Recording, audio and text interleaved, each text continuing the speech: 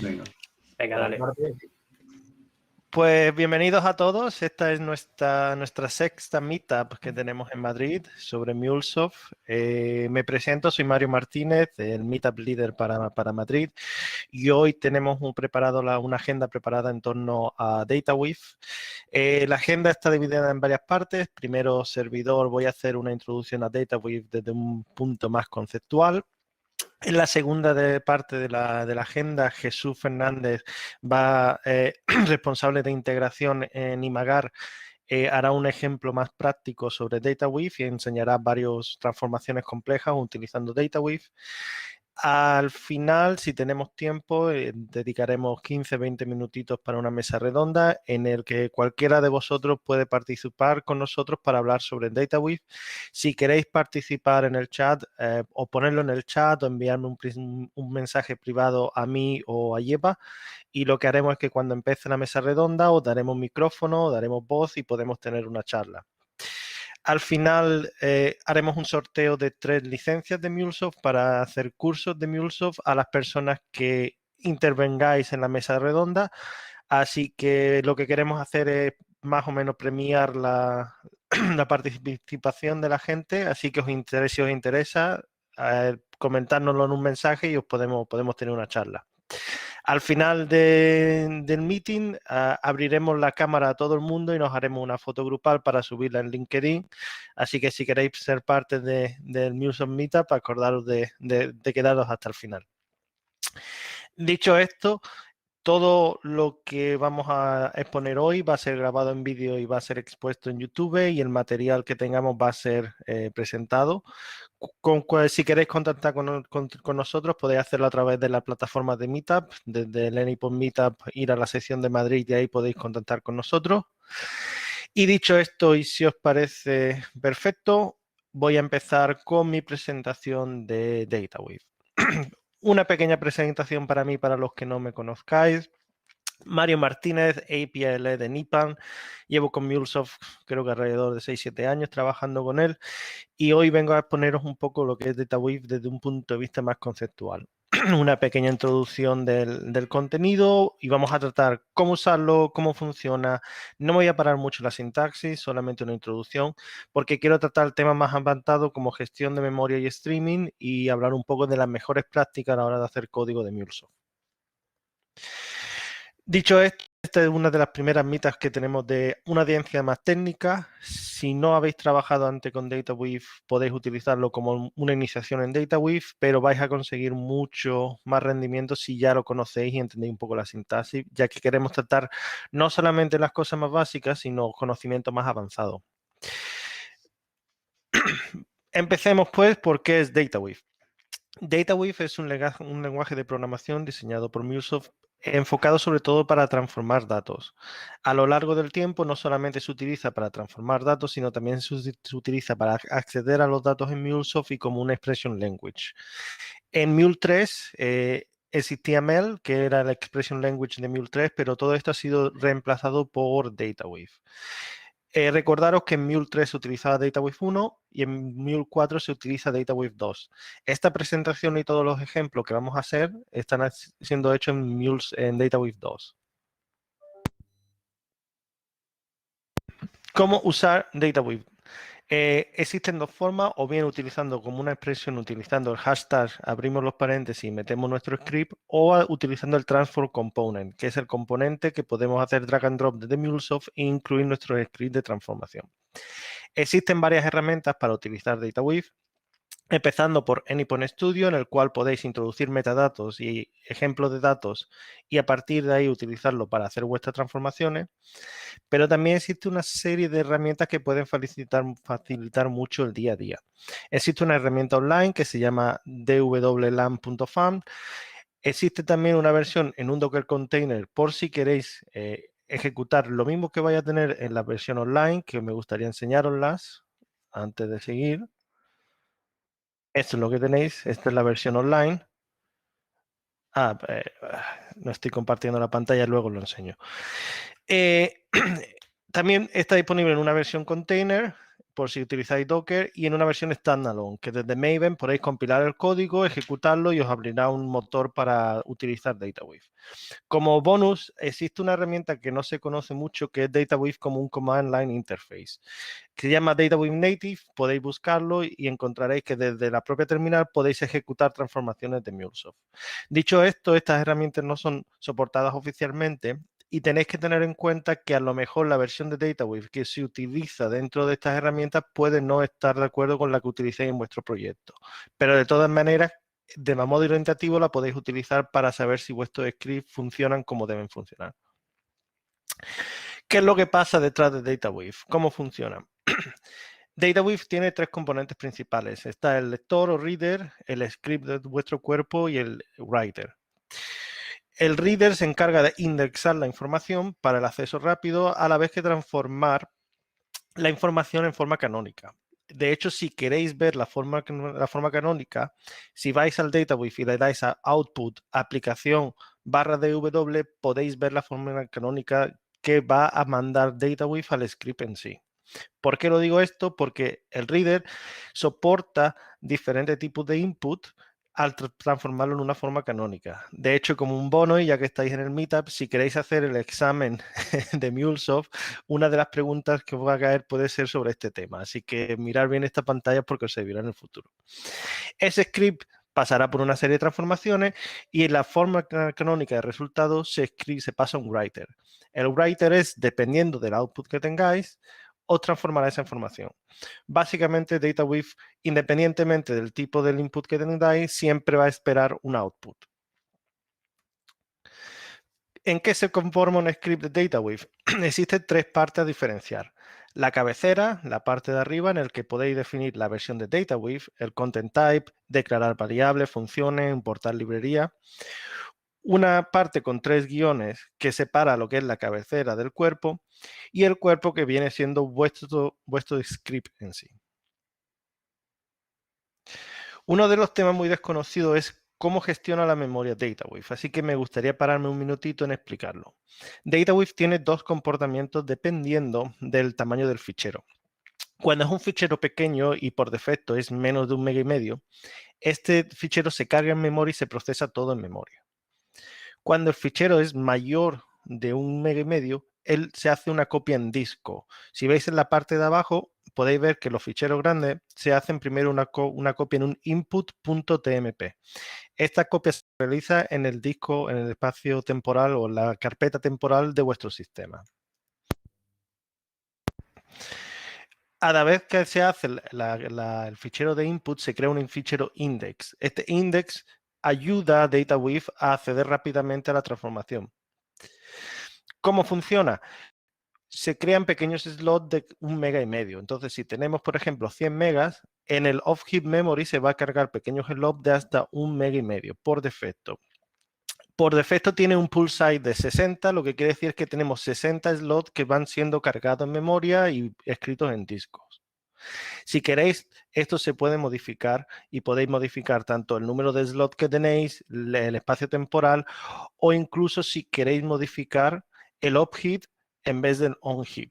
La principal diferencia de memoria entre el off-heap y el on-heap es que el on-heap está gobernado por el garbage collector, mientras que el off-heap no lo está. ¿Qué quiere decir? Que el garbage collector a nivel de recursos es bastante agresivo. Cada vez que se ejecuta tiene mucha prioridad en la CPU y consume bastante recursos. Si tenéis, o la pregunta, Mario, ¿cuándo me interesa modificar esto? En el 99% de los casos, DataWeave ya está probado para funcionar perfectamente sin problema. Si os sobran los recursos y verdaderamente vais a tener ficheros muy grandes y mucha memoria y os interesa minimizar, por ejemplo, la cantidad de disk reading, de escrituras en disco, podéis incrementar estos valores e incluso podéis ir directamente al on-heap. Siempre teniendo cuidado de entender cómo funciona el on-heap versus off-heap. Mi consejo es que en el 99% de los casos no va a hacer falta ni tan siquiera conocer esto, pero es bueno entender cómo funciona. Por defecto, DataWeave no tiene habilitado el streaming, pero es posible admitir streaming dentro de DataWeave. Entendemos streaming como el procesamiento de datos byte a byte a medida que van llegando, sin tener que indexar o escribir todo el documento tal y como llega. ¿Por qué se suele utilizar el streaming? Se suele utilizar para acelerar el procesamiento de documentos sin sobrecargar la memoria. Al ir cargando pequeños documentos y procesándolos, se consigue una mejoría en el tema del procesamiento. Pero, y esto es lo importante, tenemos que entender que la unidad básica del streaming depende de cada formato. Por ejemplo, si tenemos un fichero CSV, la unidad básica es un récord individual de esa entrada en el fichero. Si tenemos un array de JSON, cada elemento es una unidad básica. ¿Por qué os comento lo de la unidad básica? Porque en streaming solamente se acepta el acceso secuencial a la información. Quiere decir, un elemento detrás de otro. No se permite el acceso aleatorio. Para ejemplificar el acceso secuencial versus acceso aleatorio, os he puesto dos ejemplos. En el primero, vemos que es un ejemplo básico porque yo solamente estoy iterando sobre mi lista sin verdaderamente acceder a ninguna posición. En la segunda es un acceso aleatorio porque yo elijo en qué índice de mi array quiero acceder. Si necesitáis hacer la segunda opción, ni se os ocurra hacerlo en streaming. Dicho esto, y como bonus, existe una notación experimental para saber si la información que vais a tratar se puede utilizar en modo streaming, que se llama String Capable. El String Capable se actúa sobre una información de input y lo que realiza es una serie de checks o de verificaciones sobre la información que tenemos. Se verifica que solamente se accede una vez a la variable, que en ningún momento podemos hacer un acceso con un índice negativo y si estos se cumplen, podemos utilizarlo en modo streaming.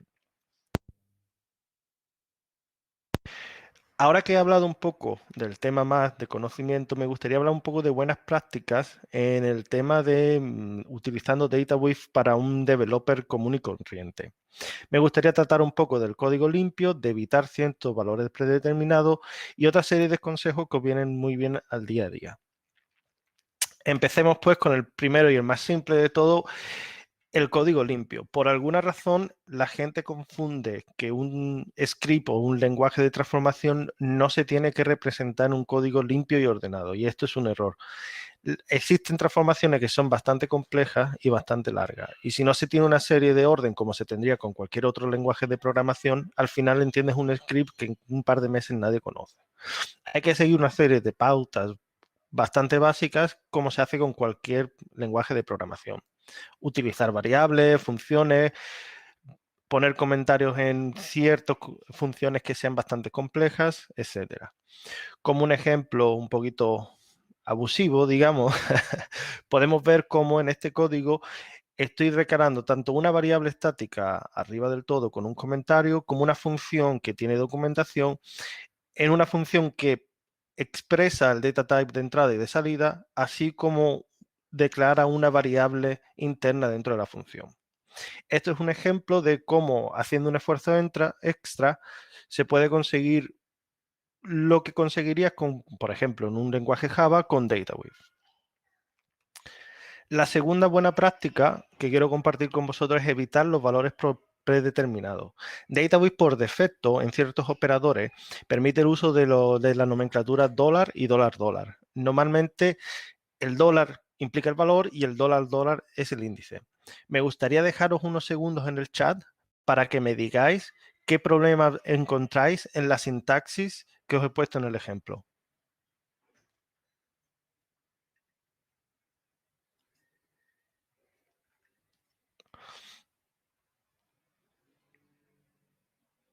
¿Dónde está el índice? Dificultad para leerlo, etcétera.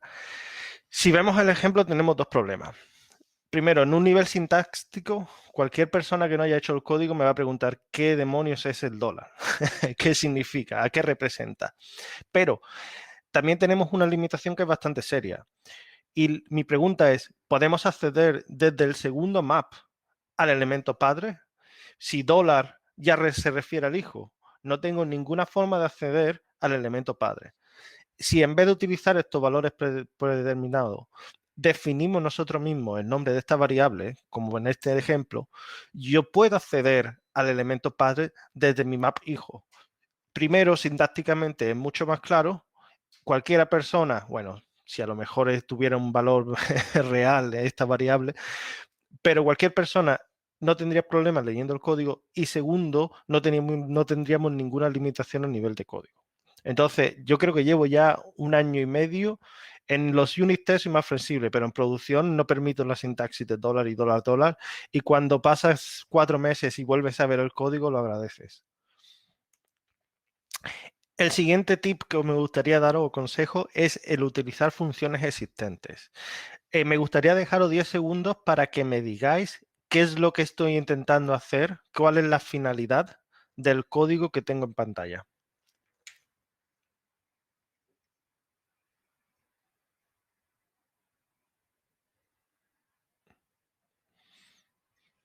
Os dejo un par de segundos. Verdaderamente, ¿qué es lo que estoy intentando? ¿Cuál es la finalidad de este código?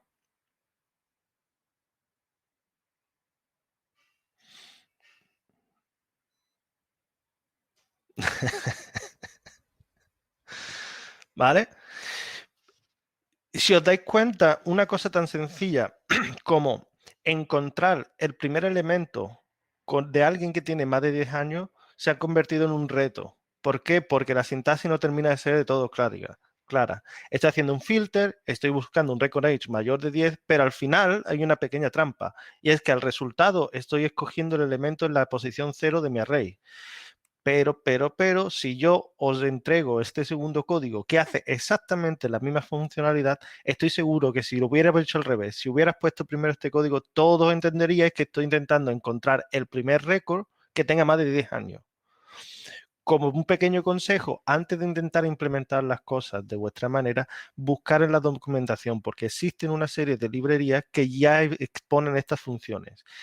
A nivel semántico es mucho más sencillo de entender, pero también no tienes que complicarte la vida, por ejemplo, encontrando el primer elemento de un array. Uno de las prácticas que casi nunca he encontrado en ninguno de mis clientes utilizando MuleSoft es el declarar los data types en las funciones. ¿A qué me refiero? Si vemos la primera función, tenemos una función que recibe unos elementos y un ID. Nosotros sobreentendemos que los elementos van a ser un array, pero ID, ¿qué es? ¿Es un string? ¿Es un número? ¿Es un float? ¿Qué es esto? ¿Vale? Si vemos el segundo código, podemos entender directamente que los elementos es un array y que el ID es de tipo string, pero que además esta función me va a devolver un objeto. Además, existe un segundo beneficio. Si vemos en la primera función, estamos viendo que elementos debería de ser un array, pero yo le estoy mandando un objeto. Y en vez de quejarse de que, oye, estoy esperando un array y me estás mandando un objeto, me devuelve null. Si tú esto lo llevas a un script de producción con 100 líneas de código, tener ese null te va a complicar la vida bastante.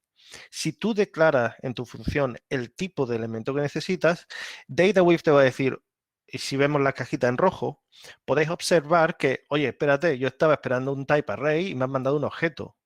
O en el segundo, oye, que yo esperaba un string y me han mandado un número. No solamente te va a ayudar a evitar problemas, sino que desde en el momento que tú estás haciendo código te permite perfectamente identificar problemas. Sobre todo si vas a crear una librería de funciones que vas a compartir entre una serie de programadores. Entonces, a partir de ahora no tenéis excusas para no incluir los data types. Una de las mayores diferencias entre DataWiz 1 y DataWiz 2 es el uso de librerías y a través de ficheros de WL. Empecemos por las cosas básicas. El código de DataWiz puede estar o bien inline dentro del código XML o puede ser exportado a un fichero .dwl. Importante, estos ficheros tienen que ser parte del ClassPath o en otra manera de verlo, tienen que entrar dentro de Source Main Resources para que DataWiz o MuleSoft pueda encontrar este código y ejecutarlo. Si intentar hacer una función, quiero que notéis que he creado un fichero library.dwl y que dentro de este fichero tengo una función que se llama mi función. Si yo quiero ejecutar ese código desde cualquier otro fichero de WL, solamente tengo que hacer un import y si veis la línea más abajo pone import library mi función. De esta forma, el código que esté en mi función ya está disponible en mi nuevo DWL. Como bono, podéis referenciar, y esta es una sintaxis que no se conoce mucho, podéis llamar a ficheros externos utilizando la sintaxis $, curly bracket, file, mi fichero.dwl, como tenéis abajo del todo. Es bastante interesante que si tenéis funciones que se repiten a lo largo de vuestra aplicación, que penséis en exponerlas en diferentes ficheros de WL. A día de hoy, todavía no disponemos de un motor de debugger, pero existe una solución si queremos depurar nuestras transformaciones y es la función log. La función log imprime el valor sin modificarlo, lo cual es bastante útil cuando queramos ver qué es lo que está pasando en un script muy complicado. Si vemos el ejemplo, he pasado una localización como en Madrid y abajo estoy haciendo un upper, pero antes de hacer el upper estoy haciendo un log de esta localización. Si mirásemos en la consola o en los logs de MuleSoft, veríamos la línea que tenemos a la derecha. Tenemos una entrada que se llama location con Madrid y fijaros que en Madrid no se ha modificado el valor, sigue estando en minúsculas tal y como estaba en location. Otra cosa a tener en cuenta, tener mucho cuidado con los logs. Eso está bien cuando estéis programando, pero intentar no meterlo en producción. Básicamente porque lo que ya he visto que ha pasado alguna otra vez es que la gente ha metido un log en un array, ha iterado un array de 1000 elementos y ha generado 1000 logs. Normalmente yo solamente permito log fuera de producción cuando se está programando y cuando todo está listo y he depurado y veo que todo está bien, elimino mi log. Por último, y el último tip que me gustaría compartir con vosotros es el testeo de DataWeave. ¿Cómo podremos utilizar DataWeave para testear nuestro código? La peor práctica y una cosa que todavía no entiendo con mis 35 años de edad es por qué la gente intenta comparar resultados con unos ficheros JSON. Imaginemos que yo tengo un flow, hago una llamada, me devuelve un JSON. Lo que he visto en muchos proyectos es que la gente crea un fichero JSON, le mete la información y compara el string que tienes en tu fichero con el string que te devuelve MuleSoft. ¿Cuál es el problema? Si tienes un JSON de 5 líneas, pues bueno, no pasa nada. En el momento que tienes un JSON de 300 líneas y tienes que cambiar una letra de cada uno de esos elementos, se vuelve imposible de mantener. Antiguamente, o como yo lo solucionaba, era a través de una librería externa, pero a partir de Mule 4 y de DataWeave 2, MuleSoft ya provee de una Assertion Library. Esta Assertion Library te permite testear los resultados de una forma programática. Si vemos el código, me gustaría poner la atención en la cabecera, en la primera línea de código en el que tengo mi import. Y daros cuenta cómo de una de las librerías proporcionadas por MuleSoft es DWTest Asserts. Esta librería me ofrece una serie de operadores que yo puedo utilizar para testear mi código. Por ejemplo, quiero chequear que el payload debe ser un objeto, que no debe estar vacío, que la ID tenga un valor, el cliente tal y el city code que sea Madrid. Simplemente como un ejemplo. Y todo esto lo puedo hacer de forma programática sin tener que estar tratando con ficheros JSON. Por último, y como bonus track, si queréis podéis guardar este código en un fichero externo dentro de vuestro source main resources y referenciarlo con la sintaxis que compartí antes. Si lo vemos abajo donde pone Munit Tools, dat, y ahí hago referencia al fichero que contiene mi código de aserción. De esta forma conseguimos, de una forma programática y sin librerías externas, testear correctamente el output de nuestras funciones. Y eso es todo para mí, eso es lo que tengo preparado para hoy. Entonces me gustaría saber si tenéis alguna pregunta. Sí, sí, realmente son 35 años. Hay gran debate. Sí, sí. La has colado, Mario, la has colado. Chicos, ¿tenéis alguna pregunta? Lo podéis dejar por el chat, que abrimos el micrófono.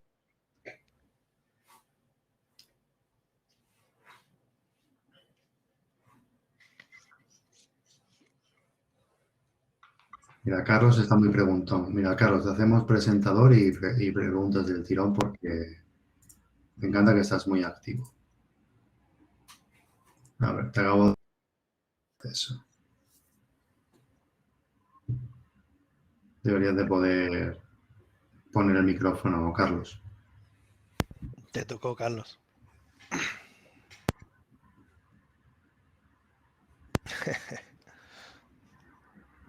No se lo esperaba, no se lo esperaba. Claro, es lo que tiene por preguntar. Pero eso está bien, hombre. Yo preguntas no hago, porque en cuanto me ponga ya a presentar, Mario me va a decir. No, también no quieres hacer spoiler de lo que te toca presentar ahora, ¿no? Así que... No, sí, no por spoiler, pero vamos. Yo soy de las buenas prácticas. No sé. ¿Sabéis aquello de lo de en casa del herrero? Claro. Cuchara de palo. Flavio me ha hecho una pregunta. ¿Se puede hacer transformaciones custom que ejecutan código externo? ¿Código externo te refieres, por ejemplo, a una clase Java? Flavio. Sí, existe varias formas. Si quieres ejecutar un flow, si quieres hacer un trigger de un flow a través de DataWave, puedes utilizar el lookup. Si quieres utilizar código externo, por ejemplo Java, lo que tienes que hacer es incluir las dependencias y tienes que saber si el método es estático o no. Si tienes, por ejemplo, un método estático, puedes mandarlo con este código que te pongo en el chat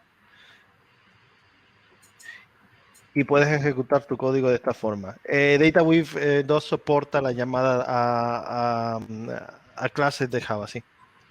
Sí, además suele ser bastante recurrido el usar, por ejemplo, alguna función de string avanzada propias de las bibliotecas de Java. Hombre, Hola, Carlos, acostado. Ahora sí, ¿me escucháis? Sí. Sí. Sí. Vale, no, bueno, buenas tardes a todos. No, la pregunta era si hay algún tipo de, si conocéis algún tipo de análisis de rendimiento, ¿vale? De DataWave, sobre todo a lo mejor a tratar, pues no sé, arrays o elementos de datos que sean muy grandes en memoria y que haya que hacer muchas operaciones, sobre todo porque hay preguntas de cliente, dice, bueno, oye, cuando tengo APIs que tienen que hacer muchos mapeos, etcétera, pues si eso ralentiza mucho la ejecución end-to-end de la API. Existe, yo tuve un proyecto en el que sí que tratáramos ficheros grandes y bastantes peticiones. Y hay dos tipos de cosas a tener en cuenta. Es cuánta información le vas a mandar y qué tan frecuente es. En el tema de rendimiento, hay dos cosas a tener en cuenta. Por defecto no utilizas el heap memory, o por lo tanto no te cargas el garbage collector, que es lo que más te preocupa. No existe una bajada de rendimiento mientras que no toqueten mucho los valores por defecto. Nosotros lo que estuvimos viendo motores de transformación como el JAX-B para exponer todo a través de Java, pues te mandaban XML de mucha información, utilizaba JAX-B para transformar la información utilizando Java y lo comparamos con DataWave.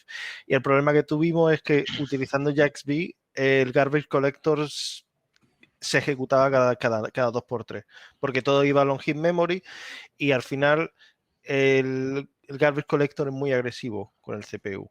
En tono de rendimiento nosotros notamos que unos 100, 150 megas de 1 giga liberamos utilizando DataWave versus JAX-B, que sería la librería de Java para transformar XML.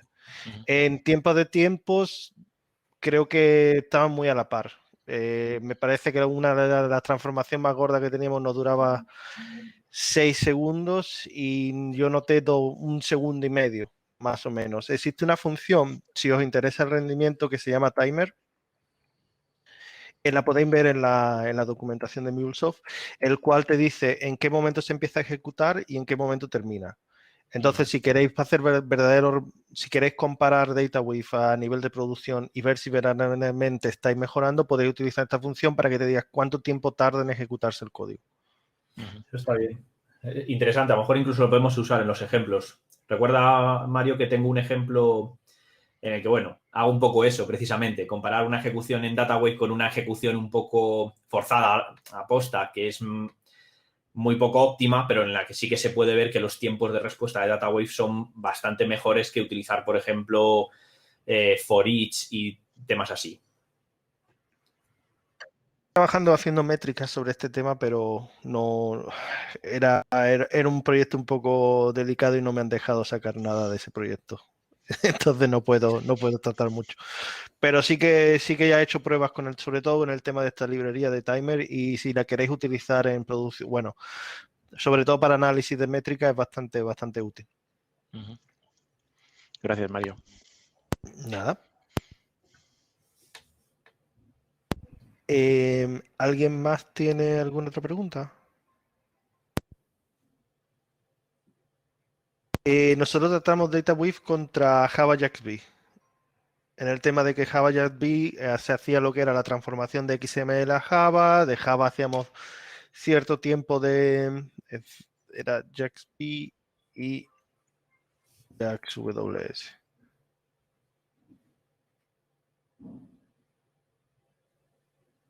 En nuestro caso. Nada, a ti, Jorge. Otra última pregunta. No sé si es trampa o no. Porque yo estoy al final pues estoy aprendiendo todavía temas de DataWave. ¿Os habéis encontrado algo, algún tipo de mapeo muy raro o complicado en los que realmente hayáis visto que con DataWave no se podía solucionar? O casos de uso que en un momento dado dice, hostia, esto llévalo a un, no sé, a un código Java externo o yo qué sé. Yo me los he encontrado complejos. Y te digo que no te digo que todos se resuelvan con DataWave, aunque seguramente.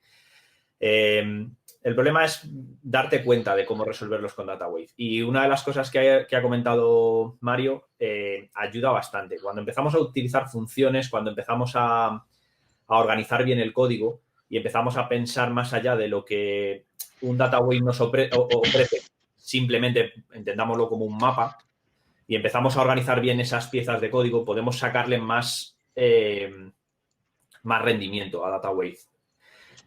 Yo tengo un par de ejemplos que no son complejos, pero sí son un poquito rebuscados y se solucionan de forma bastante sencilla. En cuanto a entiendes cómo aplicar DataWave a esos ejemplos, sí que te abren un poco la mente, digámoslo así. Si yo puedo agregar algo, el caso de uso es transformación. DataWave se utiliza para transformar. Yo he tenido clientes que me han dicho, oye, que quiero hacer algo para manejar los tokens en memoria y lo quiero hacer con DataWave. Y yo le he dicho, mira, DataWave no ha sido diseñado para manejar, por ejemplo, objetos de memoria que tú vas a tratar o guardar. La finalidad de DataWave es muy específica, es transformar la información. Si lo que quieres hacer, por ejemplo, un servidor de manejo de token, eso lo tienes que hacer o generando tu código o utilizando los componentes que ya existen en MuleSoft. Pero en lo que viene siendo a DataWave, en la complejidad de las transformaciones, hay mucha diferencia de DataWave 1 a DataWave 2. Principalmente porque en DataWave 2 tienes una infinidad de módulos y librerías y funciones que no existían en DataWave 1. El ejemplo que te he dado, por ejemplo, el de FirstWith. Ese es un ejemplo, pero es que ese es uno de los más ligeros. Existe una cantidad de funciones que ya existen y que a la hora de hacer la transformación está diseñada para eso, para hacerlo sencillo. Yo como novato, yo te digo que cuando algún compi me apuntó a la página web que habéis dicho, la de .fan, para mí fue como un antes y un después. Sobre todo en tiempo, de poder probar alguna transformación sin tener que andar desplegando, probando o depurando. A ver, Anypoint también te da la posibilidad de ver en tiempo de desarrollo el resultado de las transformaciones en el output.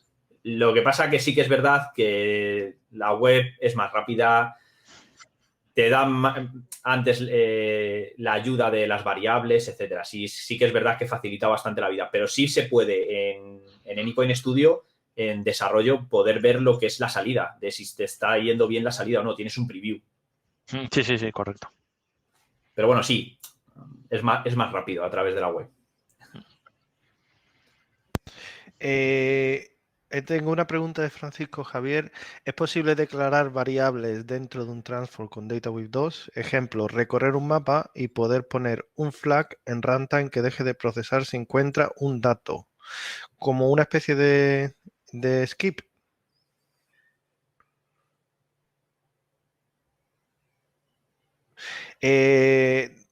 Sí, yo básicamente por eso utilizo, por ejemplo, la función firstWith.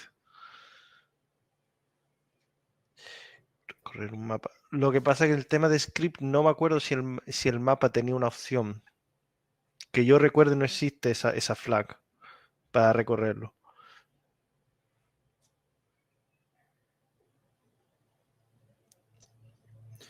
Es que también el caso de uso es muy rebuscado. Lo que yo haría antes de transformar la información es verificar, validar la información, porque verdaderamente tienes información que no es válida. Lo que yo haría primero sería revisar que los datos son correctos y luego hacer una transformación compleja. Más que empezar a transformar y luego darte cuenta que algo, ups, ¿sabes? Claro, en ese sentido yo diría que si lo que quieres es recorrer un mapa y encontrar algo que marque ese flag, puedes directamente buscar eso como dentro de DataWave y que eso sea tu resultado. Es decir, quiero encontrar el valor dentro del array X y si lo encuentro es un true. Pues eso lo puedes hacer directamente, darle como crear una variable booleana que te diga si existe esa X dentro del array o no. Una forma que puedes hacerlo, ahora que pienso, DataWave soporta el tirar ejecuciones, errores a través del código. Entonces lo que podrías hacer es una cláusula en tu mapa que si encuentra tal, tira un error. Eso sí que lo podrías hacer.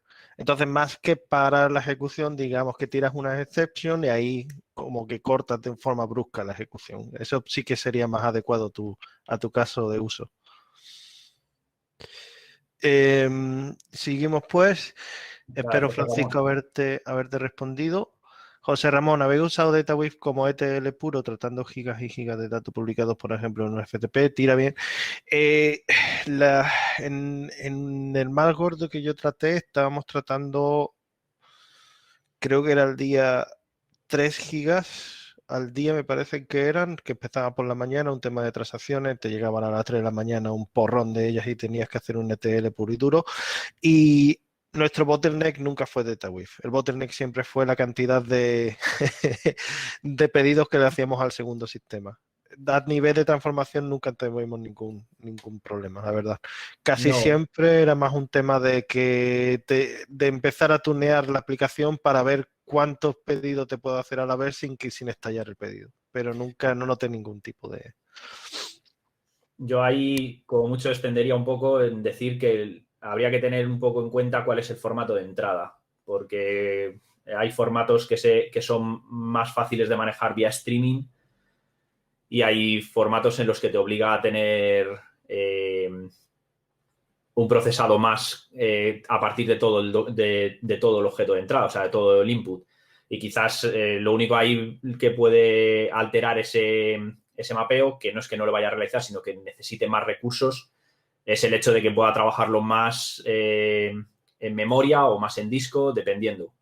Pero bueno, en ese sentido sí que debería ser capaz de trabajar con grandes cantidades de información. Yo ahora mismo también estoy peleándome con un archivo bastante pesado y trabajarle le trabaja. Lo único que te pide es recursos. Bueno, si te parece bien, pasamos a la segunda parte de la meetup, Jesús. Por mí vale. Venga, pues me queda... paro de compartir y te dejo a ti. Todo tuyo. Venga.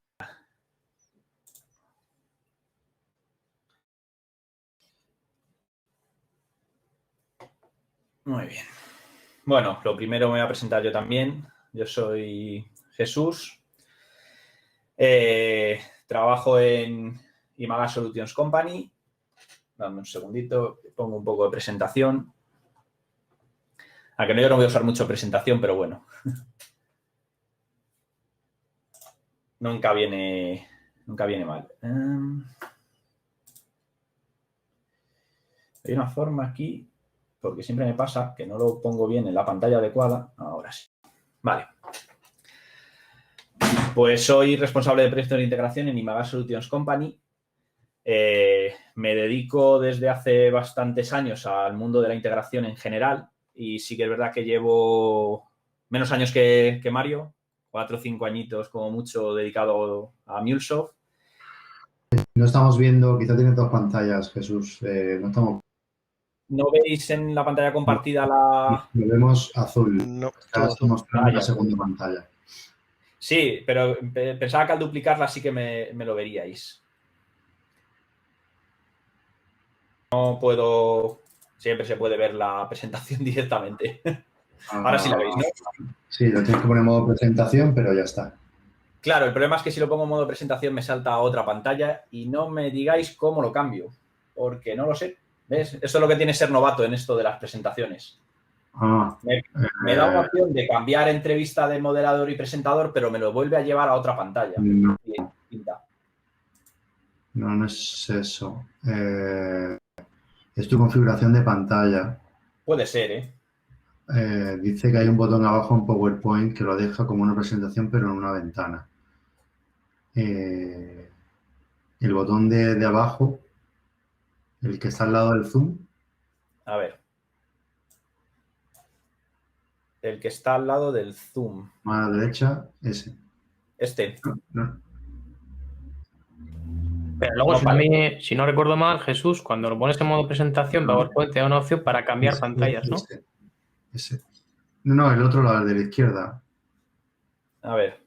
Este. Ese, dale. Sí, pero este es lo mismo. Me lo pone, pero en la pantalla principal.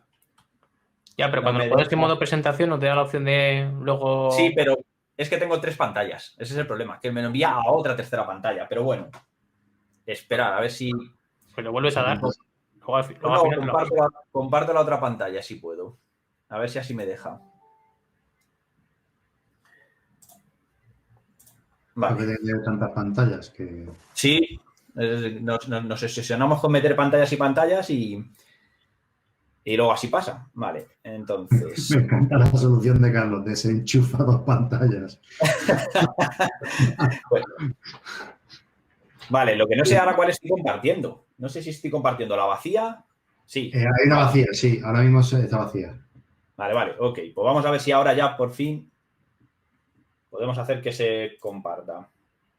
Vale, y ahora sí, que es lo que decíamos, puedo hacer esto y entonces... Ahora ya parece... Perfecto. Yupi. Madre mía, lo que nos ha costado.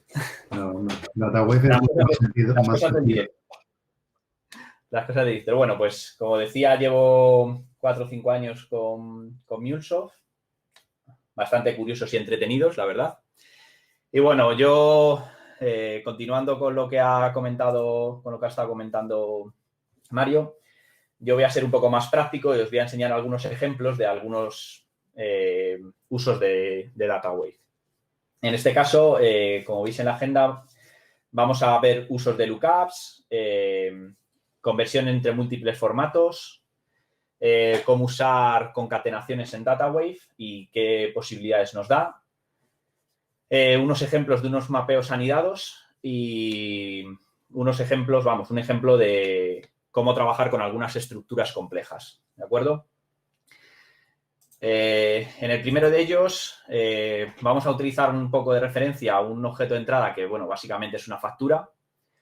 Y lo que vamos a hacer es cómo resolver la búsqueda de determinada información que viene en la factura a través de usar lookups, los vamos a entender como cómo acceder a otra información que está fuera de nuestro objeto de entrada y la vamos a resolver de 2 maneras, o bien con funciones que nos permita organizar esas búsquedas en otros bloques de objetos, o bien como ya he comentado por la web, por el chat, a través del propio lookup de Mule en el que nos permite hacer una llamada a un flujo externo. ¿De acuerdo? Sin más, voy a pasar a mostraros una pequeña solución de código en la que he estado trasteando.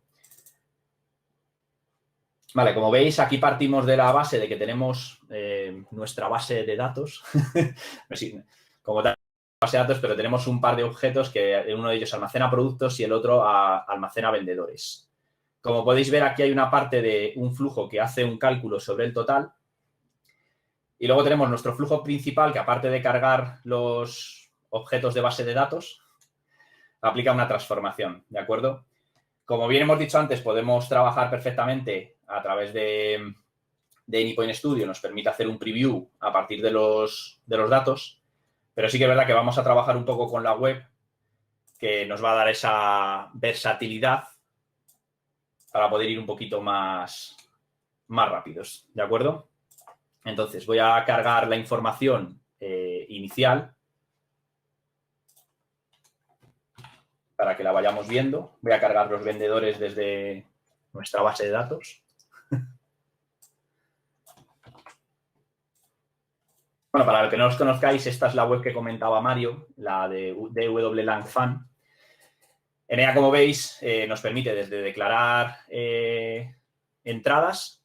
En este caso podemos declarar el payload que nos viene por defecto o variables que podamos tener nosotros dentro de nuestro sistema. Nos permite aplicar el mapa y trabajar con él, pudiendo visualizar el output de la salida de forma dinámica. Es más, cuando trabajamos con datos ya definidos, el propio script nos va a empezar a dar ayuda sobre los distintos parámetros que contienen nuestros objetos. Voy a seguir copiando los datos.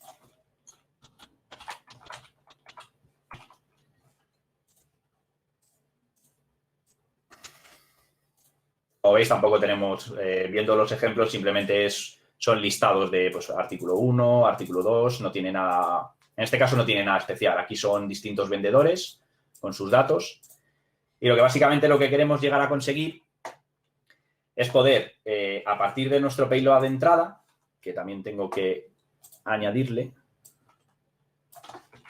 que va a ser en este caso esta factura, vamos a hacer que se resuelva la información de la referencia de los distintos conceptos y de la referencia del vendedor.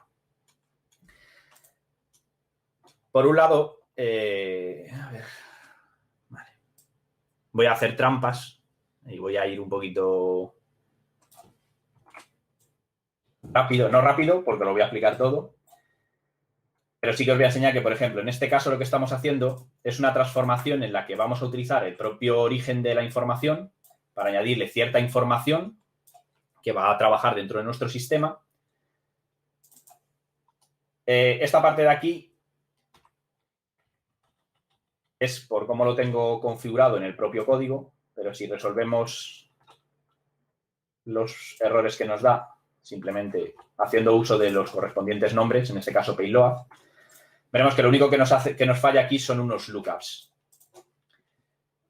En este caso, el lookup que nos está fallando es por el producto.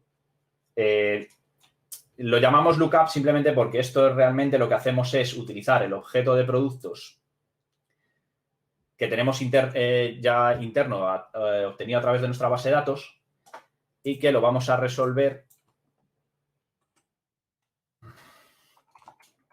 a través de una función. Y me falta... esto lo tengo aquí. Bueno, veis como lo que nos comentaba Mario, podemos utilizar la función fishwith, que he de decir que me ha ayudado él con sus buenas prácticas. En este caso lo que estamos haciendo es eso, es buscar aquel producto por referencia que es el primero que encontremos en base al parámetro que le pasamos. Mario, puedes matarme ya desde este momento. Como veis, yo no sigo sus buenas prácticas, cosa que ya he aprendido. A partir de ahora trataré siempre de utilizarlas porque son muy útiles. Entonces, en este caso, como podéis ver, una vez que ya utilizamos el extraer esta funcionalidad, ya podemos hacer un lookup sobre nuestra información de productos y empieza a resolvernos toda esa información. Como veis, es muy simple. Lo único que estamos haciendo es utilizar, en este caso, la misma función que nos había comentado Mario, que estamos localizando el primero de esos productos en el cual su referencia coincide con la referencia que le estamos pasando. Obviamente, esto, al encapsularlo dentro de una función, lo que nos permite es simplificar el código y no no repetirlo. De forma que lo único que estamos devolviendo en este caso es un objeto que si lo hubiésemos tipado adecuadamente nos sería mejor y utilizaríamos esas buenas prácticas, pero lo que hacemos es recuperarlo de forma que luego accedemos a cada una de esas propiedades para poder rellenar nuestro ejemplo. Por un lado, y por que veáis, como podéis ver, una vez definido todas nuestras inputs, definido el mapa, ya vamos viendo fácilmente cómo la web esta nos da el resultado y podemos ver de forma ágil toda la información del mapeo y ver si estamos realizando el mapeo como esperamos o no. Lo bueno que tiene es que si queremos probar distintas combinaciones, como por ejemplo qué pasaría si perdiésemos uno de esos productos que está referenciado, pues veríamos automáticamente que pierde la referencia, ya no es capaz de encontrarlo porque no está encontrando por referencia al producto. Y entonces nos permite de forma fácil y ágil estar trabajando con estas transformaciones y con DataWave y poder ver que lo que buscamos como output es lo que el mapa nos está entregando. Entonces, si nos vamos a nuestro... Un pequeño favor, Jesús, ¿le puedes aumentar un poco la fuente del código para que se vea un pelín más grande? Porque Sí. cuesta un poquito. Ahora, me he pasado. Un segundo, que lo reduzco un poco. ¿Ahí bien? Sí, mucho mejor. Vale, sin ningún problema. Por suerte podemos. Vale, pues como os decía, vamos a pasar a la visualización de la otra forma de hacer el lookup. Y en este caso es aprovechar de que podemos hacer lookup buscando sobre un flow, o sea, ejecutando un flow a nivel del mapa. En este caso nuestro flow no tiene mucho misterio. Lo único que hacemos es, a partir del payload que nos llega, le concatenamos una variable total que está basada en esta función en la que lo que hacemos es sumar los distintos conceptos dentro de la factura. Si vemos el ejemplo anterior, pues lo que hace básicamente es que nos calcula la multiplicación de la cantidad por el importe y luego esto lo suma para darnos el total de la factura. Con lo cual, a esta salida, lo que nos va a anexar es una variable total basándose en el payload que nos ha devuelto el primero de los mapas. Como esto en DataWave, como hacemos uso de un flow externo, no se puede, en la web no se puede hacer, pues os lo enseño aquí para que lo veamos. La función es MuleLookup, en el cual le decimos el flow al que vamos a llamar y concreto flow porque no entiende subflows. Solo lo permite con flows. Que me corrijan mis compañeros si me equivoco, pero yo siempre que lo he intentado hacer con un subflow, siempre me da error de que no es capaz de localizarle. Solamente soporta flows, sí. Vale, no he dicho nada raro, por si acaso. Lo que le estamos diciendo es, este es el mapeo principal que teníamos, lo vamos a utilizar como punto de entrada. A partir de aquí nos permite dos parámetros, el nombre del flow al que vamos a llamar y el contenido que le vamos a pasar. Puede ser un único parámetro, puede ser un JSON completo o incluso en este caso, como veis, directamente estamos aplicando el mapa. Lo que va a hacer es que va a ejecutar este mapa, con el resultado de este mapa se lo va a pasar al calculate y lo que nos va a dar la posibilidad de esto es que el resultado de todo este mapa va a ser la factura con la información de los productos, en este caso también del vendedor, y añadido el total de la factura. Tengo aquí un proyecto de pruebas para que lo veáis en ejecución. En este caso, nuestra entrada sigue siendo la misma y si lanzamos la petición y no falla, las cosas del directo, verás cómo le da por fallar. Ah, vale, no ha fallado, lo que pasa que ha tardado. Como podéis ver, los conceptos nos los ha dado completos, nos ha dado además la información del vendedor, que en este caso no os lo he enseñado en la web, pero es exactamente igual con una función que busca dentro de la lista de vendedores, y nos ha dado el total de la factura, que es la suma de los distintos conceptos. Funciona, ¿eh? No voy a ponerme a sacar la calculadora, pero funciona. Con esto hemos conseguido, o bien, resolver referencias dentro de nuestro proceso a objetos internos que tenemos, pues, bien de una base de datos, bien de otros ficheros que podamos recuperar, etcétera. Y a su vez también nos ha permitido poder utilizar un flujo, que en este caso es un flujo muy sencillo, obviamente, pero pensad en las posibilidades. Si partimos del hecho de que podemos llamar a un flujo, este flujo incluso podría tener llamadas externas. Y puedes llamar a una base de datos, puedes llamar a un servicio externo. Por poder, se puede. Yo, como recomendación, siempre intentaría limitar el uso que se le da a este tipo de flows. Porque si estamos hablando de que esto lo estamos ejecutando dentro de una iteración de 1000 facturas y se nos ocurre que queremos hacer una llamada HTTP para recuperar información de esa factura, quizás no sea el mejor escenario de negocio meter un lookup que llame a un flujo que internamente dentro del mapa llame a esas 1000 peticiones. Primero, porque vamos a perder bastante trazabilidad en cuanto a lo que estamos haciendo. No es porque no se vaya a ver, no porque no podamos ponerle logs, pero al final estamos dentro de un componente que es una transformación. Como bien decía Mario anteriormente, DataWave está orientado a transformación. Nos permite hacer mucho más, nos permite dar muchas más capacidades, pero siempre lo tenemos que entender de que no nos puede servir para todo. Hasta este punto, no sé si tenéis alguna pregunta vinculada a este caso de uso, si queréis ver algo más en cuanto al tema de los lookups, sobre todo del lookup principal. David Torre ha hecho una pregunta. ¿Cuál es el código que tienes en el flow? En el flow, en el referenciado, entiendo, ¿no? Uh-huh. Es otro DataWave, pero en este caso, como os decía, podemos utilizar desde poner condicional, scatter gathers, en principio no está limitado. Al ser un flow, siempre y cuando se ejecute el flow, podemos utilizar referencia a cualquier flow de cualquier tipo. Ya os digo que podéis hacer llamadas a base de datos, podéis hacer llamadas HTTP, podéis hacer otros cálculos complejos. Lo que digo es que tiene sentido que siempre limitéis el hecho de lo que vais a tener dentro de este flow. En mi caso, ya te digo, es una transformación sencilla, pero que sí que es verdad que como aproximación, como al final lo que queremos es hacer esos cálculos, sí es verdad que lo podríamos haber metido dentro, pero sí que es verdad, pues mira, como... Entonces, ¿cómo reusas cosas que hayan construido? No te entiendo, Gonzalo, en este sentido, lo que quieres. Reutilización, por ejemplo, a través de funciones, como ha comentado Mario. Podemos encapsularlas dentro de otros ficheros y esas funciones las podemos utilizar. Si lo que queremos es utilizar un flujo que nos da cierta capacidad de, pues, por ejemplo, buscar contra una base de datos, buscar contra un fichero, hacer determinados números de operaciones complejas o determinadas anidaciones de funciones, podemos utilizar un flow que luego a su vez podemos referenciarle, llamarle a través del lookup y este nos da la capacidad de poder utilizar en distintos mapas esos mismos flujos. Este flujo le podemos llamar luego en varios puntos, en varios mapas a la vez. No sé si eso resuelve lo que preguntabas. O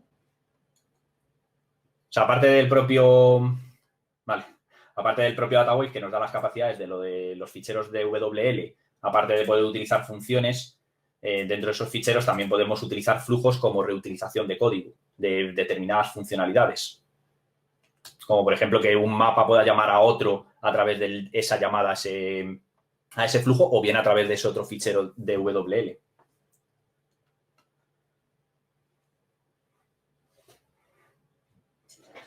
No es que sea malo, lo que pasa, a la pregunta de si perdemos trazabilidad, no es que pierdas trazabilidad, sino que al final entiende que lo que estamos haciendo es, a través de una transformación, estamos queriendo ejecutar, por ejemplo, llamadas a una base de datos. No es que no podamos, pero quizás a lo mejor el modelo del aplicativo debería de pasar porque quizás haya que transformar la información sin esa información de base de datos o haberla recuperado previamente para que la tengamos como parte de nuestra transformación principal.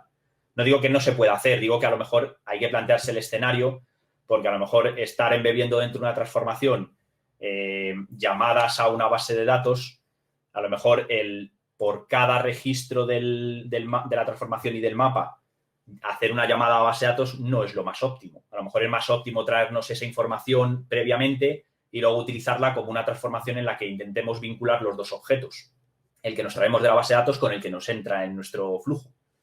Digo simplemente que hay que plantearse el uso de este tipo de flows.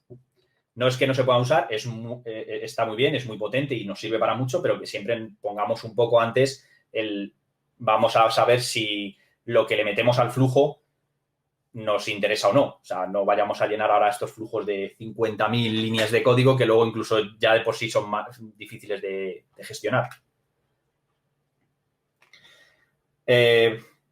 Siguiendo con la presentación, el siguiente ejemplo que vamos a ver es conversión de formatos. Aquí me gustaría que conozcamos un componente que lo que nos permite es, de forma dinámica, ejecutar transformaciones. El componente es Dynamic Value. No sé si lo conocéis. Si no lo conocéis, hoy es el día. Este Dynamic Mapping lo que nos permite es decirle un script de origen. Este script básicamente es lenguaje de DataWave y lo que nos permite, pues como en este caso de uso que he pintado, es que podemos decirle, dependiendo de a qué queramos transformar en nuestra petición, en nuestro caso de uso va a ser, le vamos a decir por parámetro de entrada, aparte del body que queremos transformar, le vamos a decir a qué lo queremos transformar. Básicamente lo que tienen cada una de nuestras variables son esas piezas de código DataWave que van a realizar esa transformación. En este caso, como veis, simplemente es una transformación a un JSON en el que el payload lo ponemos como data.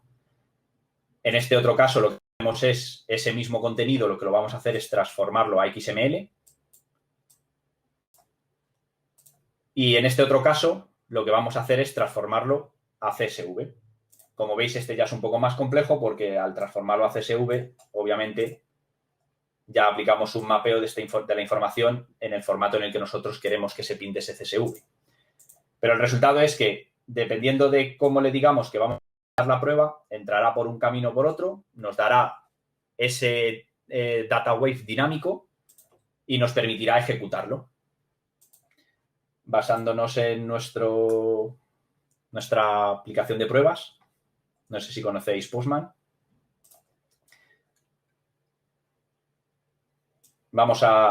Ahora quiero meter como tercera este nuevo TextPlain. De momento vamos a poner, por ejemplo, a formato JSON. Si lo enviamos, lo que veremos es que nos ha transformado nuestros vendedores en un JSON en el que nos pone por encima el data. Como ejemplo es sencillo, pero como podéis ver, del mismo origen de datos, diciéndole a JSON y aplicándole el mapa que nosotros le hemos definido, lo que nos da es otro JSON de salida en el que ya tenemos esa información. En este caso, los vendedores. Si, por ejemplo, se lo ponemos como XML y sin alterar el objeto de entrada, de forma dinámica ya le estamos diciendo que nos lo transforme a un XML. Y en este caso, lo mismo. Nos sigue dando nuestra lista de vendedores, pero ya nos lo da en formato XML. Y si, por ejemplo, le decimos que lo queremos en formato CSV, pues simplemente nos lo devuelve en formato CSV. Y de esta forma, de una forma sencilla, con una sola operación, pero con esos mapas dinámicos, a los cuales yo los tengo en variables, porque además son sencillos. Pero si esto lo extendemos con lo que nos ha comentado Mario, de utilizar los ficheros externos de WL, podemos tener mapas complejos que podemos ejecutar de forma dinámica. Podemos resolver no solo conversiones de formatos, sino incluso que para determinados escenarios de negocio se le aplique un mapa u otro en función de la entrada, en función de un parámetro que recuperemos, etcétera.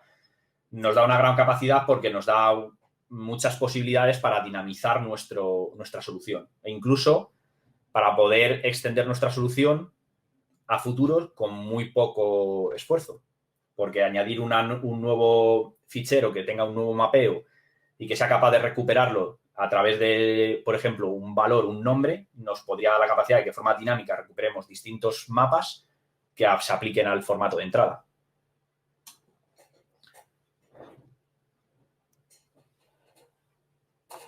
Bueno, como comenta Mario,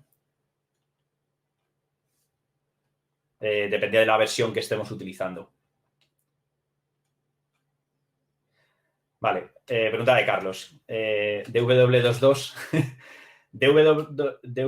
DataWave 2.2 principalmente lo que incluye son funcionalidades vinculadas a RISE. Incluye otras mejoras, pero el gran gordo de funcionalidades que se incluyeron en la versión 2.2, si no recuerdo mal, eran sobre todo orientadas a arrays, a funcionalidades vinculadas a arrays. Vale. No sé si hay alguna pregunta más. No. Vale, pues seguimos.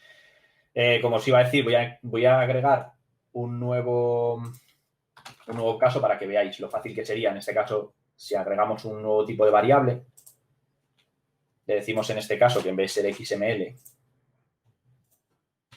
va a ser texto plano, si sé escribir. Y lo que le vamos a decir en nuestro código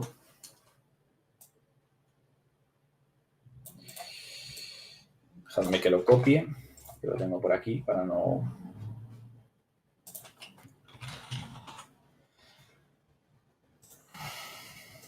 Lo que le estamos diciendo es nuestro script. En este caso lo que va a hacer es transformar todos los nombres de nuestros vendedores a una única línea en la que está concatenada por comas.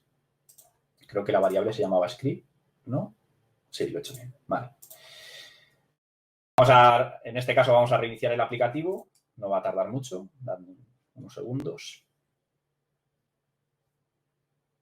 para que podamos ver el cambio en marcha. Como ya os digo, esta es la gracia de poder dinamizar el script que podemos llegar a ejecutar.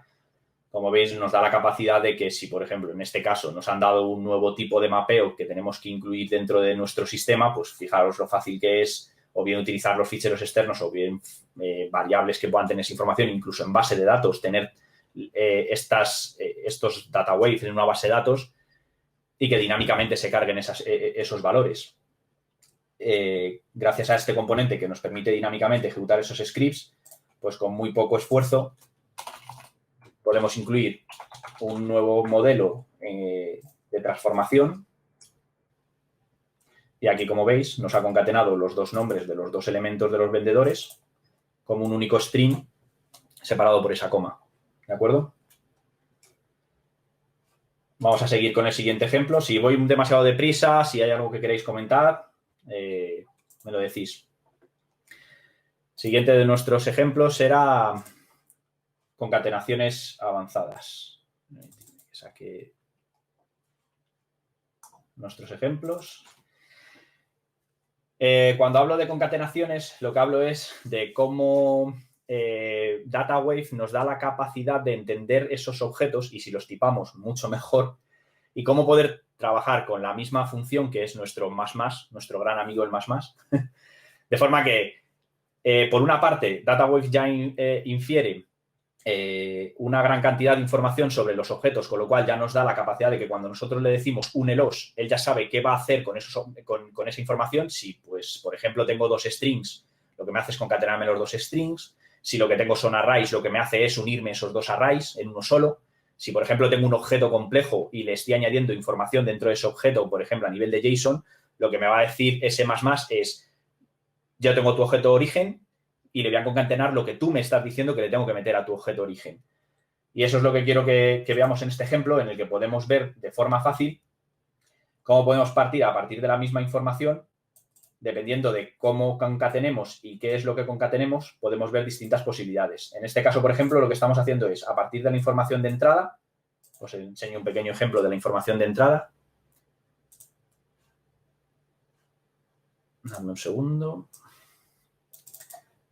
Tenemos nuestros dos objetos, data1 y data2, que en parte son arrays, en parte son JSONs y en parte tienen pues, sus propias propiedades. ¿Vale? No sé si con esta resolución lo veis bien o os lo llevo a... Porque me lo puedo llevar a un pequeño blog de notas y lo podemos hacer un poquito más grande. Yo la veo bien. Si no, aquí ya lo veis un poco más grande, lo que os decía. Tenemos dos objetos. Estos dos objetos por sí mismos son arrays, por sí mismos son objetos JSON y tienen distintas propiedades, ¿vale? Así nos apoyamos en un único parámetro, en un único objeto de entrada para hacer las distintas operaciones. En este caso lo que vamos a hacer es coger del data1 y del data2, del primer elemento, vamos a coger el nombre y los vamos a concatenar por comas. Como veis aquí, estamos utilizando nuestro operando más para decirle concaténame un string con otro string y con otro string. En este siguiente caso, lo que le vamos a decir es que a nuestro primer elemento del data, que es un objeto JSON, lo que le vamos a hacer es meterle información extra. En este caso, le vamos a meter un nuevo nodo. Como veis, sigue siendo el mismo operando de concatenación y lo que le estamos diciendo es que le vamos a concatenar a lo que él entiende como un objeto, otro objeto. De forma que lo que nos va a dar es un objeto de salida que contiene lo que ya tenía el primero más nuestro nuevo nodo. En este siguiente ejemplo lo que vamos a hacer es, como os he dicho, eran 2 arrays, vamos a juntar los 2 arrays en uno solo y seguimos exactamente con la misma. Solo estamos utilizando nuestro operador de concatenación y sin tener que decirle en exceso demasiado a DataWave, él ya está entendiendo que estos son 2 arrays y que podemos unirlos como un único array. Sí que es cierto, y basándonos en las buenas prácticas y recomendaciones de Mario, vuelvo otra vez, por eso he dicho que me iba a matar, que no hago ninguna. Si tipamos adecuadamente estas variables, si tipamos adecuadamente todos los elementos que utilizamos dentro de DataWave, dejamos, entre otras, de observar este tipo de errores. Estos 2 errores nos están dando ahora porque nos están dando por este elemento que está con errores y por este otro elemento que nos da con errores. Si os fijáis en este caso, lo que he hecho es, entre paréntesis, he ido seteando determinada información, como por ejemplo, que todo este elemento, este valor, si no nos llega, por defecto nos ponga unas comillas. A su vez, lo hemos englobado para que lo detecte como un único objeto. Y lo mismo para este. Si yo convierto esta línea y la quito los default y los paréntesis, este también entraría a darnos errores de este tipo. No son errores como tal, porque se puede ejecutar el mapa sin que resolvamos estas problemáticas. Pero obviamente nos hace un poco de feo. Es más, si lo guardamos, como veis, desaparecen. Nos aparecen sobre todo cuando vamos a operar con ellos, volvemos a entrar en ellos y los vuelve a analizar y ya vuelve otra vez a darnos estos errores. Lo suyo es que hagamos buen uso de esas prácticas, hagamos buen uso de ese tipado de objetos y de esas buenas nomenclaturas, de forma que, como veis, se pueden resolver los errores para que no den. Luego, concatenación de números. Este quería remarcarle porque es especial. Por mucho que nos obcequemos en cómo queremos definir esos objetos, este concatenador nunca nos va a sumar, porque no es su función. Lo que hace es concatenar. Si nosotros trabajamos con números y le decimos, por mucho que tipemos esos objetos, al final lo que nos va a hacer es devolvernos un objeto, un string o lo que le hayamos definido, que lo que tiene es la concatenación del valor textual de este número más el valor textual de este otro número. Y no lo va a sumar. O sea, no esperéis que esto nos lo sume. Por mucho que entiende objetos, suma arrays, añade elementos a objetos, con los numéricos los trata como texto y los concatena como si fuesen textos. Vamos a pasar a las pruebas con nuestro aplicativo. Advanced Concatenation. Bueno, pues como veis ya tengo seleccionado Number. Voy a aprovechar que es Number. En este caso lo que está haciendo es concatenar 500 y 44. Y como veis, por mucho que le digamos que son números, nos va a concatenar el 500 y el 44 como texto. Y no nos va a permitir hacer otra cosa. Es decir, que es lo suyo. Quiero decir, no es que sea un comportamiento raro, es el comportamiento que tiene que tener. Estamos concatenando, no sumando. Eso lo quería marcar para poder observar bien la diferencia. Si lo ponemos como array, veremos que lo que ha hecho es artículo 1, artículo 2, 3 y 4 y nos lo ha devuelto como un único array en el que tenemos esos artículos. Lo voy a subir un poco. Nos devuelve un único array que a su vez lleva por dentro los distintos arrays que tenían los objetos de entrada. En este caso, este array más este array. Y perdonadme porque no me acuerdo el valor que le había puesto cuando es concatenar el JSON era elemento. Vale, perdonadme. Y si lo hacemos como elemento, vemos que al nodo 1, que solo tenía artículo, estos 4 parámetros, ya le he añadido uno nuevo, que es el nombre extra. Con esto lo que quería que vieseis es la capacidad de ese operador de concatenación, la flexibilidad que tiene y las posibilidades que nos abre de poder entender adecuadamente qué es lo que estamos uniendo de un lado y de otro. Es verdad que si ya empezamos a trabajar con que queramos unir un array con un string, directamente nos va a dar error, porque no va a entender que los objetos son iguales. Eso hay que tener mucho cuidado y que siempre tenemos que hacerle que trabaje con el mismo tipo de objetos a la hora de hacer esa concatenación. ¿Alguna pregunta sobre esta parte? Vale. Pues seguimos. Uy, ya no sé ni lo que he dicho. Vamos a pasar ya un poquito a unos más divertidos. O por lo menos para mí son divertidos. En este ejemplo, que vamos a ver que nos vamos a llevar a la web, lo que vais a ver es cómo aprovechamos de determinada información del objeto de entrada para llegar a nuestro objeto de salida, aprovechando también de unirlo con información que tenemos en el sistema. Entonces, nos vamos a ir a la web. Vamos a empezar a crear nuestras variables.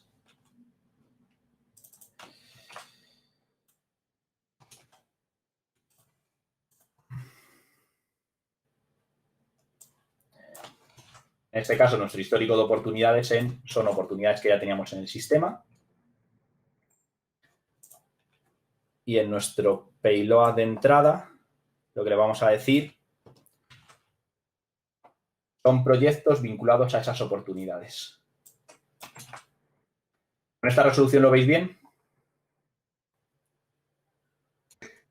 Vale, pues como veis aquí, aparte de ser un proyecto, lleva una oportunidad vinculada. Estas oportunidades en algunos casos son la misma, en otros no tenemos como tal una oportunidad que vamos a encontrar en nuestro histórico. Entonces, lo que vamos a hacer con nuestro mapa, me lo traigo para que lo vayamos viendo por partes y os explico cada una de los niveles. Vale, vamos a empezar con lo de siempre. Tenemos que limpiar un poco. Como veis, obviamente funciona. ¿Qué menos? Vale, ¿qué estamos haciendo? Estamos mapeando, por un lado, todos aquellos proyectos que a su vez existan dentro de las oportunidades. Y lo que vamos a hacer es que para aquellos en los que encuentra su oportunidad vinculada, vamos a mapear la información del propio proyecto más la información de la oportunidad vinculada. Y por otro lado, aprovechándonos también de estas concatenaciones, lo que vamos a decirle es que además a todos los objetos que nos salgan de esta primera transformación, le vamos a sumar todos los objetos que nos encuentre, que sean aquellos proyectos que no haya encontrado en esas oportunidades. De forma que el resultado final de nuestra transformación van a ser aquellos proyectos en los que sí encuentre la oportunidad con toda la información de la oportunidad y en aquellos en los que no la haya encontrado simplemente nos devuelve nuestro proyecto, para así no perder información. Como veis, aquí se nota la mano de Mario. Aquí esto ya pinta mejor con su buena definición de parámetros de entrada y de salida. Hay que agradecerle. Gracias, Mario, por estas ayudas. Como veis aquí, lo que hemos definido es una función que a partir de los objetos de entrada, del proyecto y de todo el histórico de oportunidades, lo que hace es filtrar el histórico de oportunidades y devolverle como salida. En nuestro caso, solo estamos cogiendo el primero. Podríamos haber aprovechado para, en vez de devolver todo el array de oportunidades, haber devuelto el fix with en vez del filter. En nuestro caso, si en vez de haber una oportunidad hubiesen muchas con el mismo nombre porque fuesen distintos snapshots de esa oportunidad, si quitásemos esto, lo que convertiríamos es que opportunity, en vez de ser un objeto simple, se convertiría en un array y nos permitiría DataWave vincular a nuestro proyecto todo ese histórico de posibles oportunidades vinculadas o de snapshot de esa misma oportunidad. Si queréis, mira, podemos ver un ejemplo que no sé si voy a ser capaz de montarlo, pero en teoría debería, si no rompo demasiado.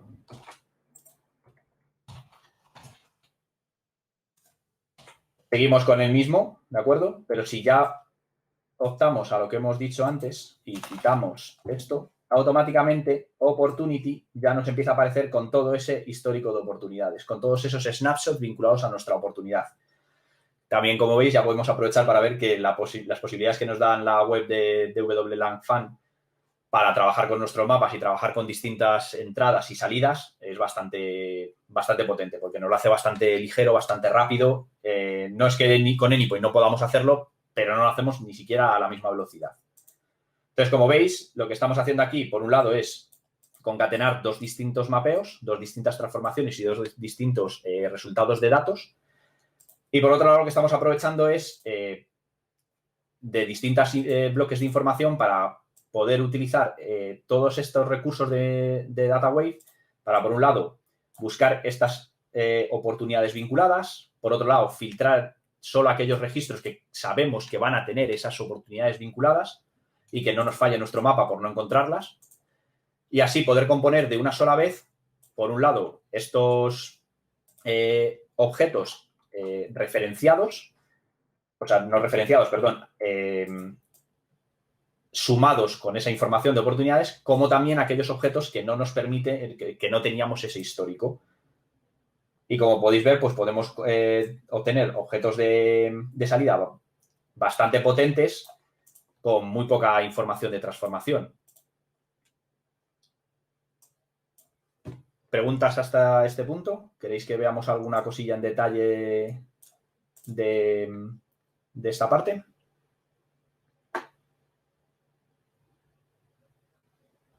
Parece que no. Pues no hay por ahora ninguna pregunta. Bueno, eso es que les estoy dejando sin palabras. Bueno, A mí por lo menos, pero vamos.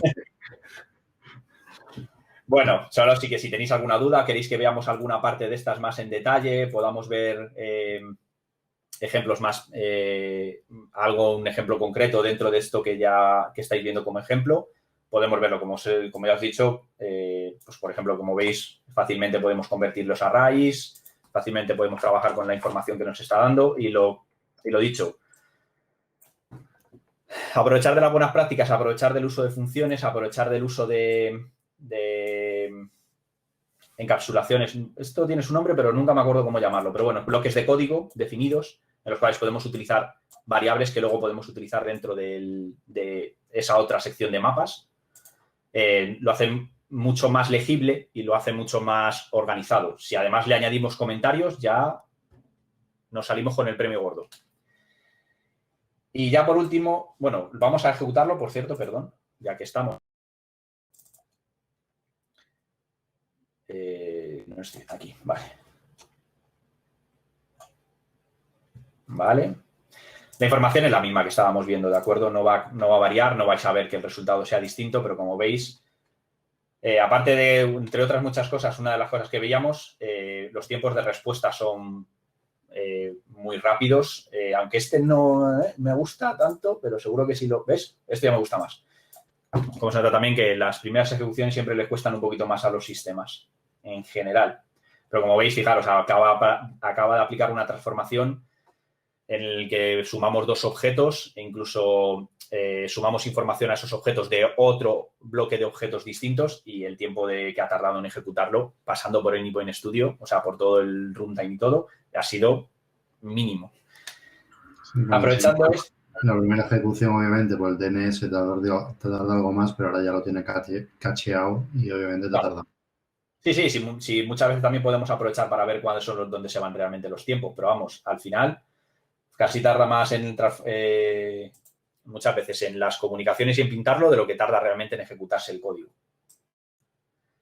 Y ya por último, en nuestro último ejemplo,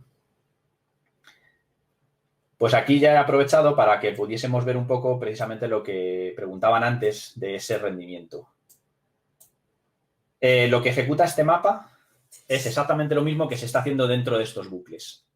También voy a ser malo y estoy haciendo que los bucles estén basados en 1 a 1. Sabemos que MuleSoft nos da la capacidad de poder ejecutar bucles for each de una cantidad X de elementos. Pero para poder hacerlo y que se viese que realmente los tiempos de respuesta de DataWave son muy buenos, hemos hecho simplemente una ejecución en la que hacemos una iteración por los elementos principales y luego por los secundarios. Sacamos esa información y al final obtenemos el mismo payload que vamos a obtener aquí. Los tiempos de respuesta, si me permitís, porque los saqué el otro día precisamente antes de ejecutarlo, pero en este momento no lo tenía abierto. Pero si me dais un segundito. Me puse el otro día a hacer precisamente comparación de tiempos con este caso de uso. Y con el for each, pues como podéis ver, obtenemos una media de ejecución y ya en caliente de 359 milisegundos, que oye, no está mal, tampoco es que tardemos mucho tiempo, pero si os fijáis en DataWave, esa misma información y estamos teniendo una media de 63 milisegundos. Y muy posiblemente casi estropeada por este, que no sé por qué, me dio un poco más elevado. Pero como podéis ver, que lanzabais antes, el rendimiento de DataWave en general con respecto a piezas de código en MuleSoft siempre va a ser más óptimo, como todo. Si optimizamos estos for each, si optimizamos nuestros procesos y hacemos que sean lo mejor posible, lo más paralelos posibles, obviamente hacemos buen uso de los componentes, sin exceso de logs, etcétera, pues obviamente no vamos a tener unos rendimientos ni unos comportamientos malos. Pero DataWave, aparte de simplificarnos bastante el trabajo, como podéis ver al final, este es el mapa que estamos ejecutando, no solo nos permite simplificar mucho todo lo que vamos a hacer, que se pueda ver de una forma sencilla, sino que además nos da rendimiento bueno, o sea, nos da velocidad. O sea, que no solo nos facilita la vida, sino que encima nos da buen rendimiento. Vamos, 2 por 1.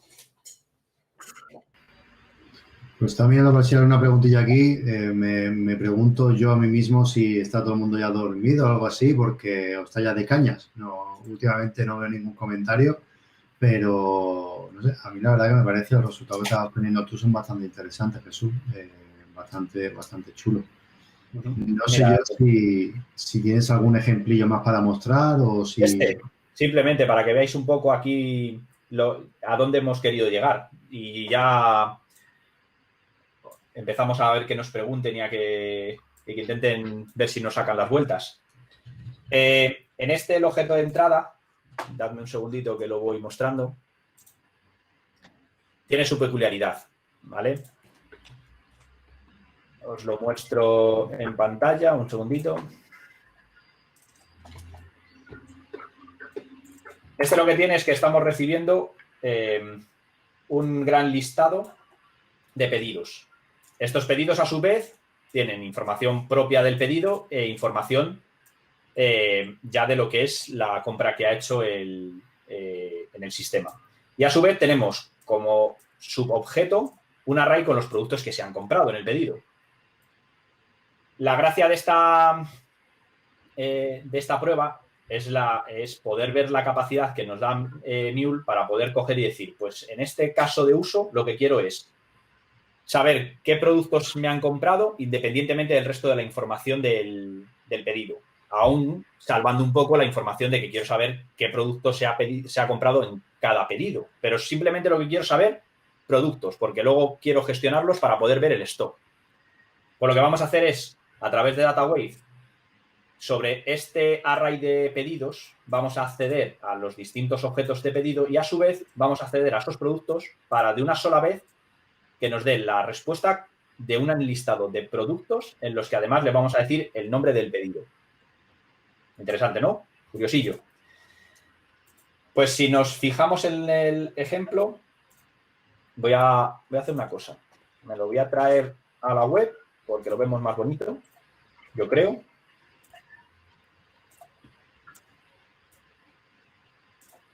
Vamos a poner como nuestro payload de entrada. Ah, bueno, es cierto, es verdad. La web de Data Wayland tiene su limitación en cuanto a número de objetos. No se le puede pasar demasiados objetos porque al final acaba... No sé si con los que llevo me lo va a permitir o no. Pero veis, como veis, si le pasamos demasiados ejemplos, no los procesa bien. Hay que pasarle un número menor de ejemplos. No sé ni cuántos llevo. Vamos a limitarlo para que podamos ver las transformaciones, pero que no nos limite. Vale, como veis, simplemente eliminando el número de elementos que tienen los ejemplos que ponemos en nuestros payloads y en nuestras variables, sigue funcionando. Lo único es eso, que tiene una limitación de tamaño. Si le aplicamos nuestro mapa,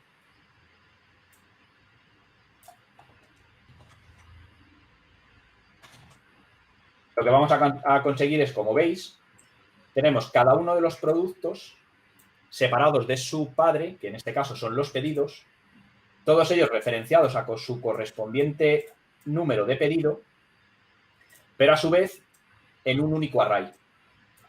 Como podéis ver, nuestro objeto de entrada principal no solo era un array en sí mismo, sino que además a donde queríamos acceder era dentro de un elemento un array que por sí mismos eran múltiples arrays.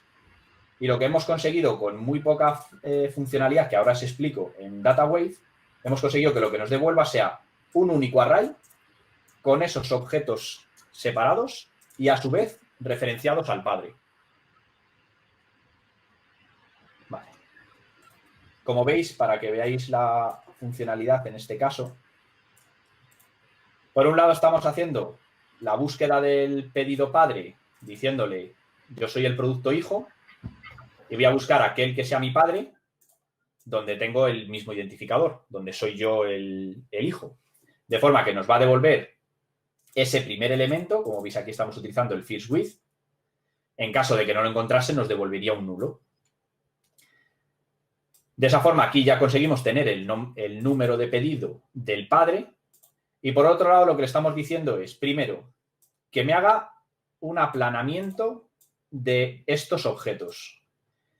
Como veis, aquí estamos accediendo a nuestro payload, dentro de cada uno de esos payloads, a cada uno de los pedidos, y para cada uno de los pedidos estamos accediendo al array de sus productos. Esto lo estamos aplanando de forma que si nos quedamos solo con esta parte, lo que nos da ya es el aplanamiento de todos los productos. Vamos, en este caso, de todos los que hay dentro de los hijos. Y lo que estamos haciendo simplemente, en este caso, es añadirle la información del padre.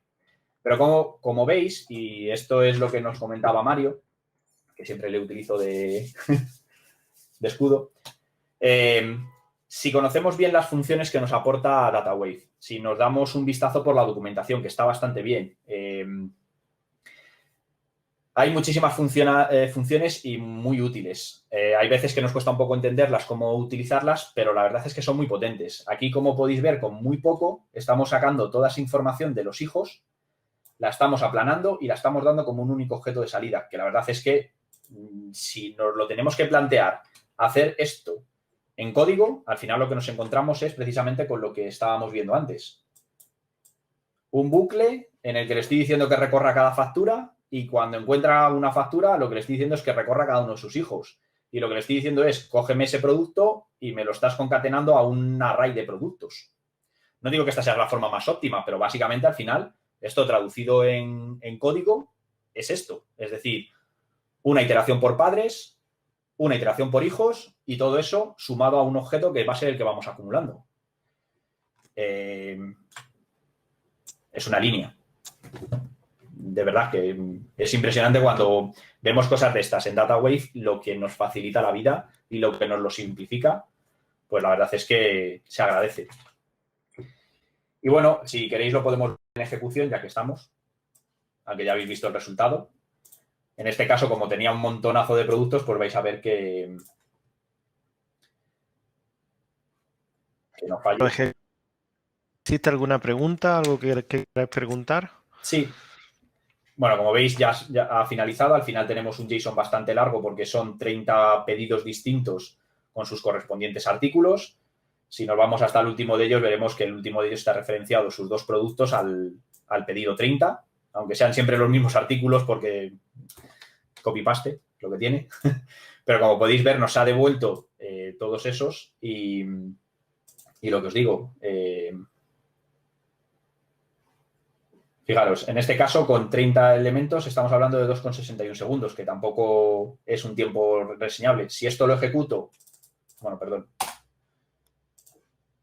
modelo, ahora me va a dejar mal, que esto es el, mira, 1,7. Ya me está queriendo dejar mal. 1,9 y no voy a conseguir que salga mejor tiempo con DataWave. ¿Veis? 1,8. Es lo que tiene. Sí. Es el efecto demo, lo juro que es el efecto demo porque por suerte tengo las pruebas, tengo las pruebas. Te creemos. Pues si acaso, sí, mira que dije, voy a sacarlo bien. No, también es verdad que luego le he añadido más objetos, pero vamos, en principio ya os digo que yo todas las pruebas que hago siempre con DataWave siempre es más óptimo, siempre es más rápido y siempre es mucho más... Una vez que entendemos el lenguaje y podemos empezar a entender esas funciones, las conocemos y empezamos a trabajar con ellas, lo que os decía, una vez que lo tenemos asumido y cambiamos un poco el chip para trabajar con DataWave, es un lenguaje muy potente. Es un lenguaje que nos ofrece muchísimas posibilidades, que encima está integrado, pues, por ejemplo, con el propio Mule en cuanto a poder utilizar flujos, en cuanto a poder utilizar ficheros DWL. Y la verdad es que nos facilita muchísimo la vida y nos facilita nuestros desarrollos, nuestros tiempos de entrega, nos permite flexibilidad. O sea, las cosas buenas son miles. Y hasta aquí mi parte. Espero que os haya gustado y no os hayáis dormido demasiado. Muchas gracias, Jesús. Está fantástico. Gracias. Pues si nadie más tiene preguntas, si queremos hacemos un round table rapidito. Tenemos unos 20 minutos. Si queréis hacemos uno de 10 minutos. No sé si a alguien le apetece participar. Yo lo que hago siempre, porque lo hago por defecto y algún día me va a odiar, Joserra, por ser ambasador, le toca participar sí o sí. Así que algún día me mata, pero bueno, yo sé que aquí hay confianza. Pero si alguno más quiere participar, alguna duda o pregunta. He propuesto una serie de preguntas muy sencillitas, muy básica y abierta. ¿Desde qué desafío habéis tenido para aprender el DataWeave? Si tenéis alguna buena práctica que queráis compartir o si habéis comparado rendimiento de DataWeave con otros motores de transformación. Carlos también se anima. Pues venga, lo voy añadiendo yo.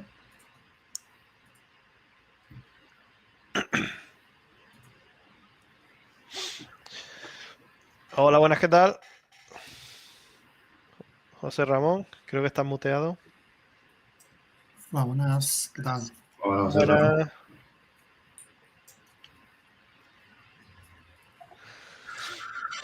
Y bueno, quizás podemos empezar con la cosa más básica. ¿Qué tipo de desafío habéis encontrado al aprender un poquito de DataWeave? ¿Qué es lo que más os ha costado?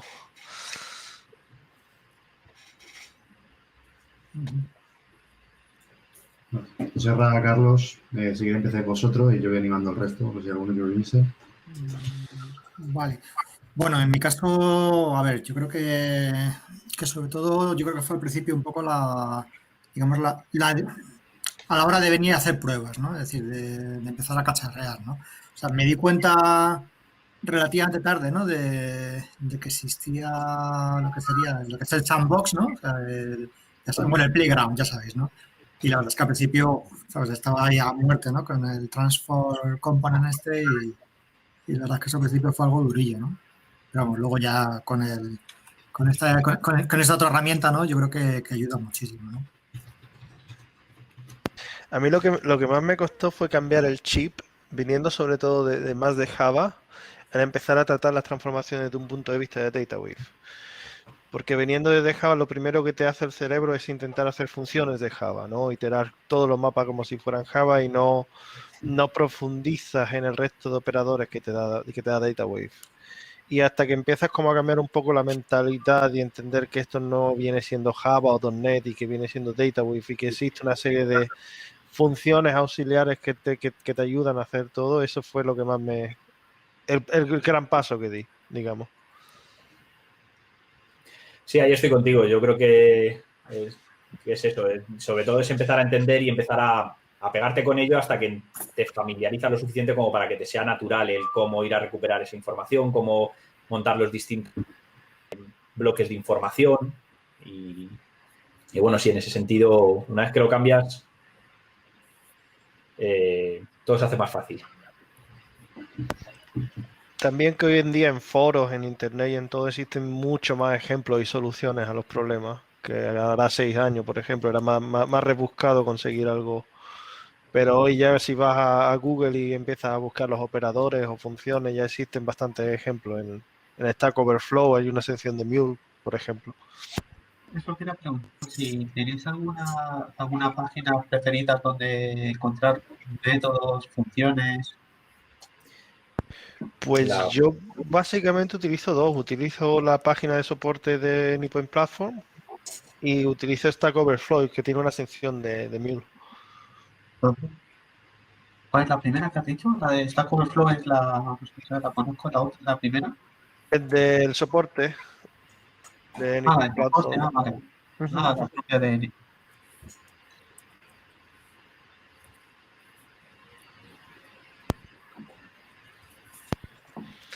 ¿Tenéis alguna buena práctica que queráis comentar? ¿Algo más que nos hayamos olvidado?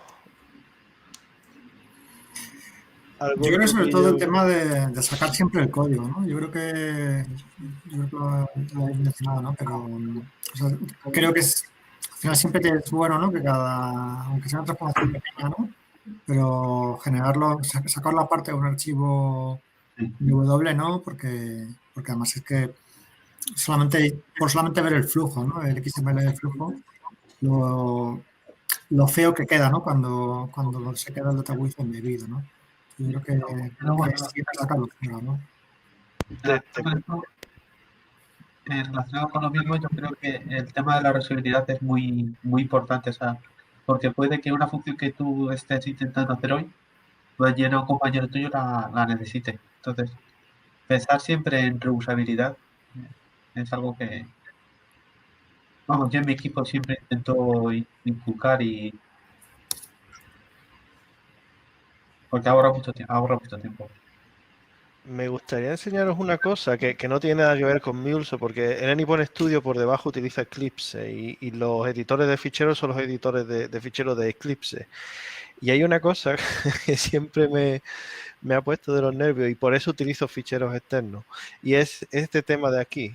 Los 3 guiones, cuando trabajáis en XML, si lo comentáis, por ejemplo, todo este código y lo comentáis, luego te da error. y parece una cosa muy absurda, pero cuando lo hacen 1000 veces y yo que estoy como comentando y descomentando código y se te borran y lo tienes que poner, si todo esto tú lo tienes en un fichero externo, esto te quitas de problemas, porque al final es como si quitaras esta línea, por ejemplo, no vas a tener problemas con los 3 guiones, que es una cosa absurda, pero que incluso eso, un pequeño detalle. Sí, que en parte podríamos entender que lo convierta, pero también que lo vuelva atrás, pero no. Perdona, ¿me escucháis ahora? Sí. Sí. Sí, ahora sí. Claro. Madre mía. No, bueno, pues por responder a la primera pregunta, yo que además llevo muy poquito tiempo, pues sobre todo es primero los compañeros, preguntar a los compañeros y preguntar internamente a recursos de ingeniería, etcétera. Pero principalmente yo te diría que más que incluso Stack Overflow, etcétera, es Google, que al final te va a llevar a Stack Overflow o te va a llevar a la página de soporte de MuleSoft. Pero sobre todo porque es que da igual lo que le preguntes, hoy pues quiero hacer cualquiera de las cosas que habéis hecho durante estas sesiones, que al final te lleva algún link en el que ves distintas opciones, ves distintas soluciones, generalmente está marcada la más óptima en verde, y luego sobre todo es probarlo en la página web de .fan. ¿vale? Para mí eso es muchísimo más ágil, como decía antes Jesús. Y también he tenido los problemas de payloads demasiado grandes y tienes que acabar quitándole hasta que al final funciona. Pero vamos, que estoy aprendiendo, estaré al 1% de lo que permite hacer DataWave. ¿Alguien ha hecho el curso de DataWave de Mulesot? ¿Es muy básico o...? ¿Puedes repetir que te escucho muy bajo? ¿Alguien ha hecho el curso de DataWave de Mulesot? Sí, yo lo hice, está bastante bien. De hecho, muchas cosas que aprendí, lo aprendí del curso. Bastante interesante. Sobre todo si vienes desde cero, está bastante bien porque te van a explicar desde los data type, desde cosas básicas hasta verdaderamente cosas más avanzadas. Nadie más anima a participar en esa redonda. Sois, vamos, el día que estemos presenciales, voy a agarrar de la solapa más de una.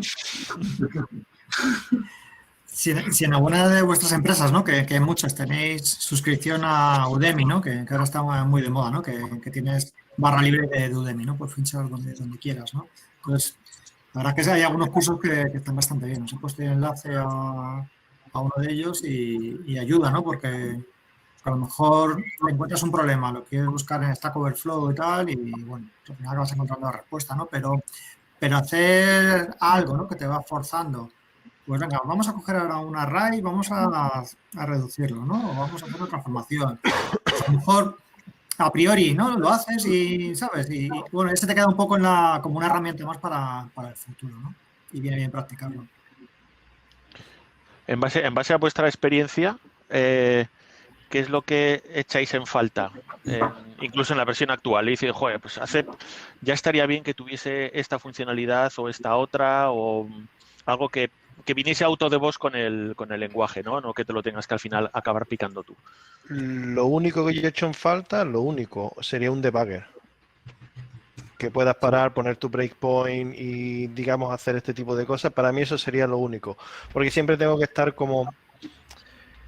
Más o menos ya tengo la metodología de programar en DataWave, digamos. Entonces entiendo que tengo que trabajar con funciones muy pequeñas, testear esa función, una vez que funciona la pongo aparte y demás, ¿vale? Pero siempre un debugger siempre te ayudaría a tener un breakpoint que puedas parar. Lo solvento utilizando los logs, pero sí que es verdad y me imagino que tarde o temprano tendremos un debugger para DataWave. Sí, estoy con Mario. Yo creo que eso es lo más necesario, sí. Sí, sin duda. Por cierto, estaba viendo la web del curso de Udemy y tiene bastante buena pinta, incluye bastantes cosas. Es un curso que tiene buena pinta. Yo seguramente me le dé una vuelta. Yo hice el curso de Architect de este mismo chico y la verdad es que el curso estaba muy bien. El que yo hice de Architect, o sea, que supongo que tiene la misma calidad. ¿La habéis puesto, esta solicitud del debug la habéis puesto en la web de ideas, en help.mulesoft.com ideas, para así la votamos todos? Me parece que ya existe. Me parece que ya está. Existe, sí. ¿no? Sí, que yo creo Pues sí. Nada, todos a votar. Creo que sí. Bueno, si queréis, pasamos al sorteo. ¿Os parece bien? Yeva, are you here? Hello. So, what do you think if we go do the lottery and then Yeah? we finish with the photo? Is it okay? Definitely. Bueno, pues para todos los que están aquí vamos a sortear 3 cursos, como siempre sorteamos entre la gente que ha participado en el evento. Así que, Yeva, maybe you want to share the screen. Yeah? Can you see it? No. Not yet. Yeah, now yeah, it's coming. no. Oh, yes. Vale, pues a ver quién va a ser el primer. No, just Eva, remove my name because I shouldn't participate. Yeah. Who's watching? José Ramón is ambassador. He has all included. So. Yeah. So Which no, name I should delete? I don't want to go back to the the first tab. one, Carlos first one? Casares, Yes. is a newbie, so remove him. Okay. And Last then competition. number José 4. Ramón Huerga, remove him because no need. Vale. Vale.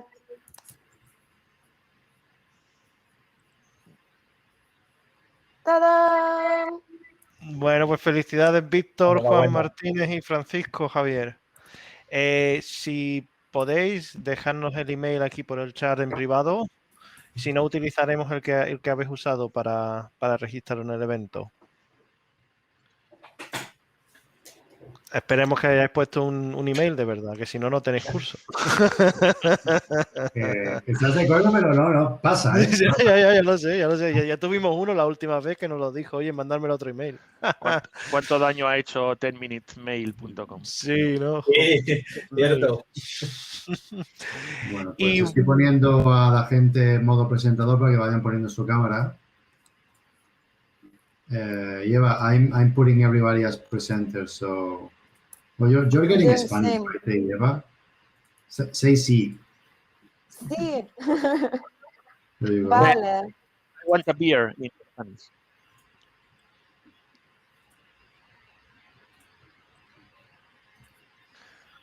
Bueno, y ahora al final vamos a hacer una pequeña foto.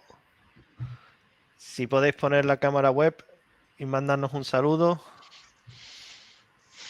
O lo que queráis. A ver, yo creo que le he dado a todo el mundo, o he intentado que todo el mundo esté conectado. Es que algunos Le has dado tiempo a todo el mundo para que se pueda vestir. Claro. Hemos avisado, ¿no? Yo creo que todo el mundo le he dado. Yo creo que te queda alguno o no lo veo bien. Fíjate, es que todo el mundo, digamos que está invitado, lo que pasa es que yo creo que si te niegas, pues obviamente no te permite. Ya, vale. Así que normal. Bueno, yo ya he invitado a todo el mundo, los que no han podido darle, pues es lo que tiene. Hacemos la foto y listo. Nada, vamos a darles un minutito a ver si es que tardan en conectarse, porque va entrando gente. Lo que Qué tardan alegría en verte ir por a... aquí, Leticia. Hola, buenas.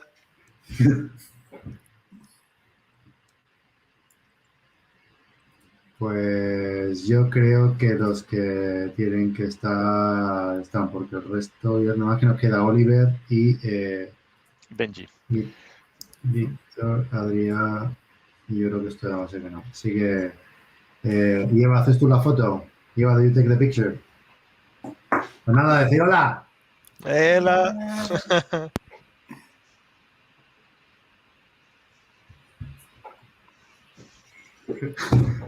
Ok, yo creo que ya bastante. Lo gracioso es que esto después se sube a YouTube y aparecemos un rato así en YouTube. Así que, pero bueno, oye, qué alegría veros, tío. Tengo una gana enorme de hacer esto en persona. El hacer así, no. También. También. Pero bueno, yo, por mi lado, yo agradeceros mogollón que sigáis estando ahí, que sigáis siendo parte de la comunidad. Y bueno, vamos a ir avisando nuevos meetups. Sabéis que hay uno casi cada mes ahora. El próximo de Madrid será dentro de 3 mesecitos.